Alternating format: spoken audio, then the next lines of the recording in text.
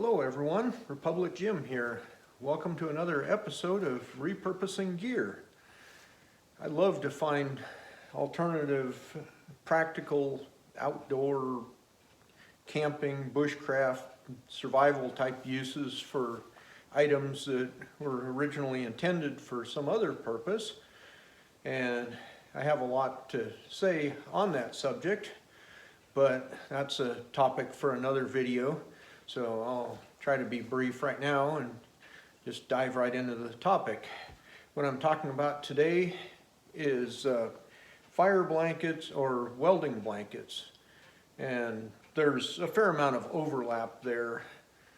They have pretty similar functions, and sometimes the terms are used interchangeably, but basically fire blankets are primarily used for smothering household fires, and usually come in one of those red covers where you just pull on the straps and yank them out and throw it over the fire.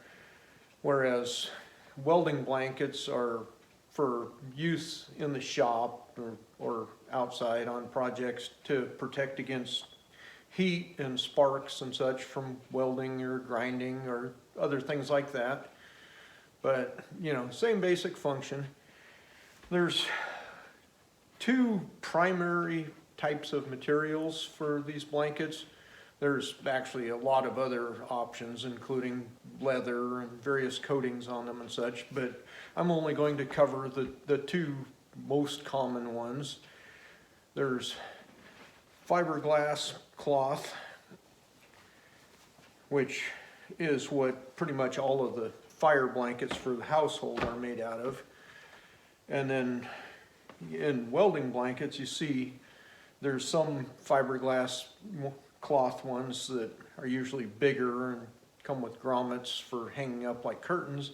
And then more often you see carbon felt. Now there's a few differences on these. Fiberglass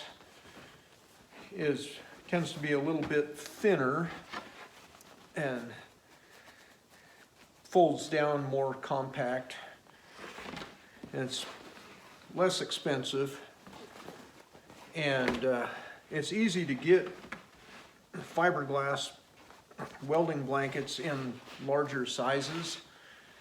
You can find carbon felt blankets in large sizes too, but not as often, and a lot more expensive. So, you know, if you're looking for a large size and something that is a little more compact and less expensive, then the fiberglass is a good option.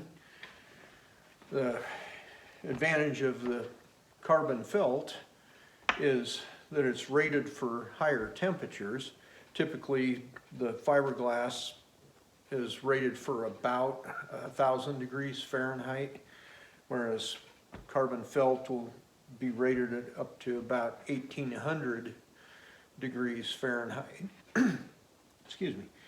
So definitely protects against higher temperatures. And then it also has the advantage of being a little more versatile, at least in the uses that I'm going to be discussing. So first of all, just talk about the fiberglass. This is, like I said, this is a common household fire blanket. I believe it's about 40 by 40 inches and has the straps on it for pulling it out of the packaging in a hurry. And when it comes to use out in the field, in the woods, and that sort of thing, obviously the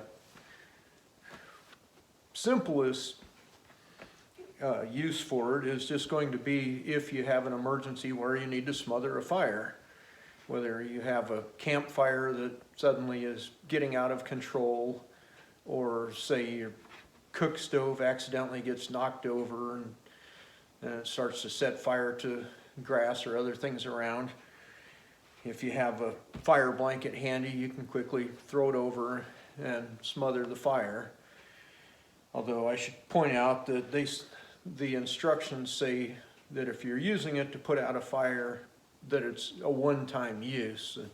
you're supposed to replace it after use. So, you know, it's probably not something you really want to have to do if you're carrying one, but it'd be real handy if you needed it. Then the other thing that I thought was an interesting use for these things is for just simple spark protection for a bed or a shelter, you know, tent or tarp, or say you have an expensive sleeping bag and you're building a fire and wanting to sleep fairly close to it to stay warm on a cold night. And there's always that concern about embers from the fire coming down and burning little holes in the sleeping bag or tarp. And, you know, could conceivably even set something on fire, but typically they just burn little holes, which is annoying and can get expensive if it causes too much damage. Or like on a tarp, it can make enough of an opening to allow moisture to come through. So if you have one of the larger fiberglass blankets, like a 4 foot by 6 foot or 6 by 8, or some of the common sizes you can get, you know, those would be plenty big enough to throw over a sleeping bag and move right up close to the fire, or drape it over the top of a tent or a tarp shelter and have pretty good protection from any embers that happen to come down.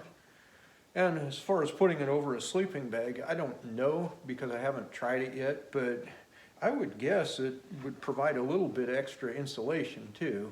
You know, just like having another lightweight blanket and trapping some extra air for insulation there.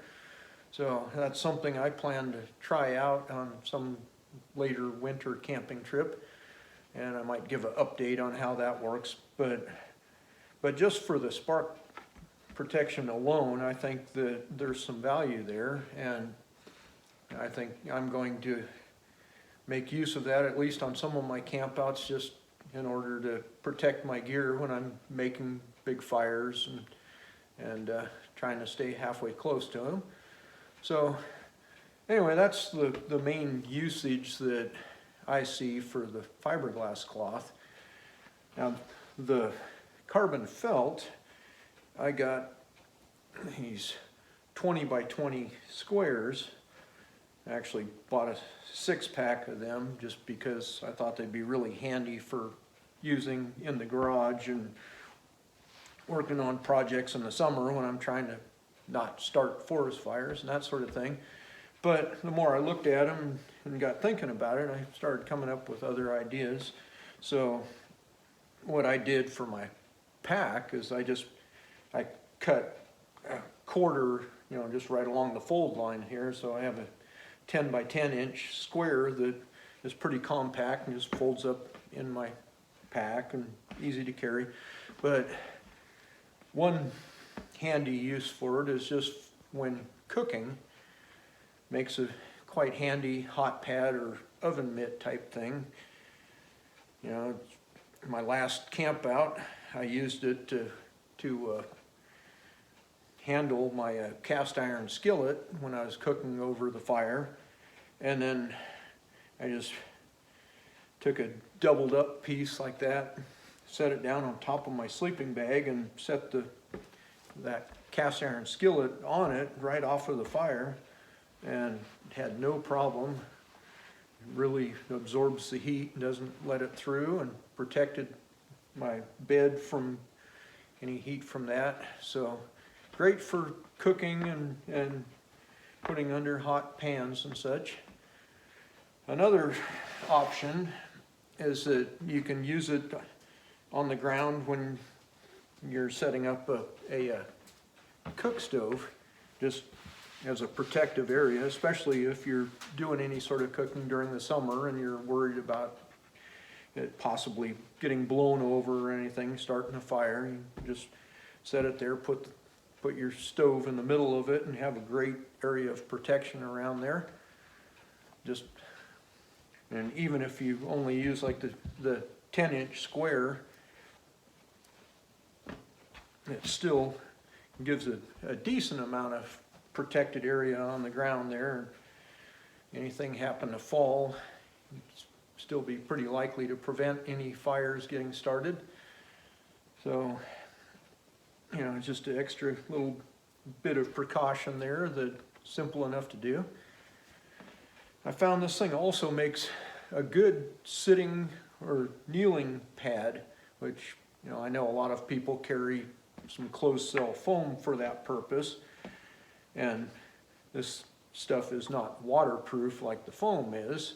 So like when I set it down, just a single layer, when I set it down on the snow and was kneeling down working around the fire, it did eventually soak through, but it took some time, and it provided some decent insulation from the cold ground also.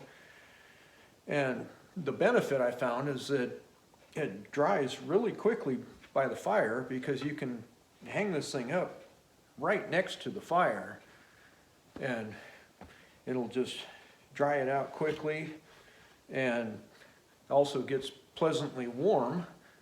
Doesn't get hot, just warm, just from sitting right next to the fire. And so then you can use that and just set it down to sit on or kneel on or whatever, and it's very comfortable. So you certainly can't do anything remotely like that with the foam pad. So pretty cool little use for it that I found there.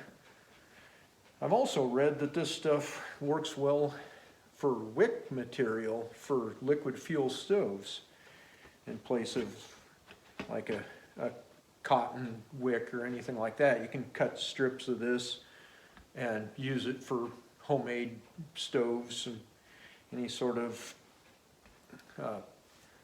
liquid fuel like kerosene or paraffin, or you know, that sort of thing. You can just use that in place of a regular wick and just cut off little strips as you need it. It's not going to burn up anytime soon, and just will let the liquid just wick up to the flame. And it's another thing that I haven't actually tried out for myself yet, but I've read multiple comments on threads talking about homemade stoves and what to use for wick material, and everybody swears that that's one of the best options. So I will be giving that a try at some point too, but just throwing it out there right now that that's something to consider if you're making use of the carbon felt. And then finally, the one that I'm most excited about is, it occurred to me that frequently when I'm out camping in the winter, or sometimes in the spring, that there's either snow everywhere or the ground is really wet and everything else is really wet. And there's always that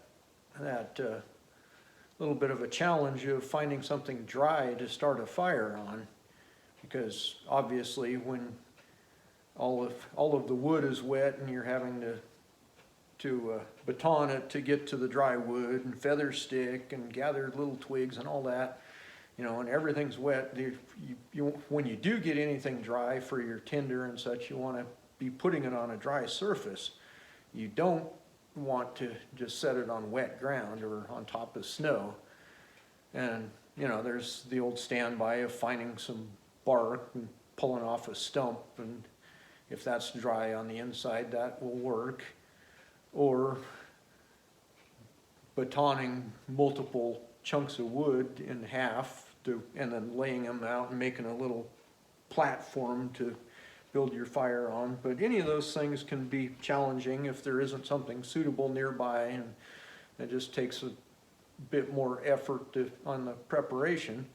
So now I got thinking, what if you had a pad that was fire resistant, that you could just pull out of your pack, have it dry, set it down, start the fire on it, and you know, just dump your tinder and kindling and such on there, get the fire going. Once it's relatively established, then dump it into a larger bunch of wood and you know, get the fire going from there. And, you know, I thought that was a crazy idea that just might work. So I gave that a try on my last walk.